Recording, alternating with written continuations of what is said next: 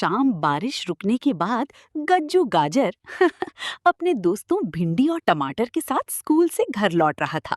सड़क पर पानी चमक रहा था और ठंडी हवा चल रही थी।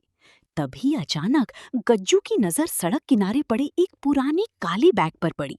गज्जू धीरे से बोला, अरे ये बैग यहाँ किसका हो सकता है? टमाटर उत्साहित होकर उछला, चलो खोलकर देखते हैं। भिंडी थोड़ा डर गई, मुझे तो कुछ गड़बड़ लग रही है। गज्जू नीचे झुका और बैग उठाया। बैग काफी भारी था। जैसे ही उसने बैग खोला, तीनों की आंखें हैरानी से बड़ी हो गईं। बैग के अंदर पैसों की ढेर सारी गड्डियां थीं। टमाटर खुशी से चिल्लाया, वाह, अब तो हम बहुत अमीर बन सकते हैं। लेकिन गज्जू चुप था। उसके चेहरे पर खुशी नहीं, चिंता दिखाई दे रही थी। तभी गज्जू की नजर बैग के अंदर रखी एक पुरानी फोटो पर पड़ी।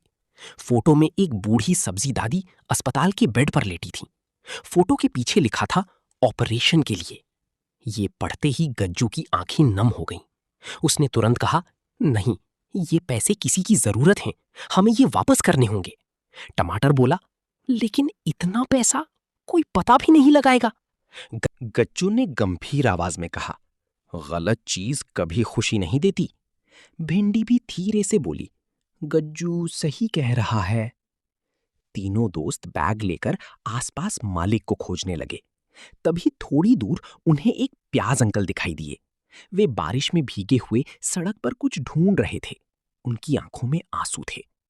गज्जू उनके पास गया और पूछा, अंकल, क्या आपका कोई बैग खो गया है? प्याज अंकल रोते हुए बोले, हाँ बेटा, मेरी माँ अस्पताल में है। उनके ऑपरेशन के लिए पैसे लाया था, लेकिन बैग कहीं खो गया। इतना सुनते ही गज्जू ने तुरंत बैग उनके हाथ में दे दिया।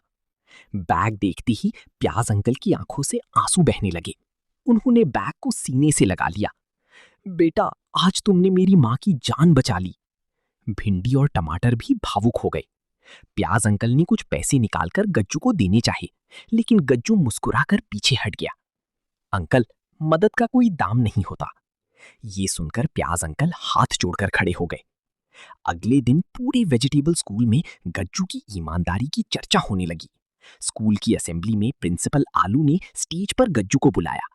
उन्होंने मुस्कुराकर कहा, असली हीरो वही होता है जो सही काम करे, चाहे मौका कितना भी बड़ा क्यों ना हो।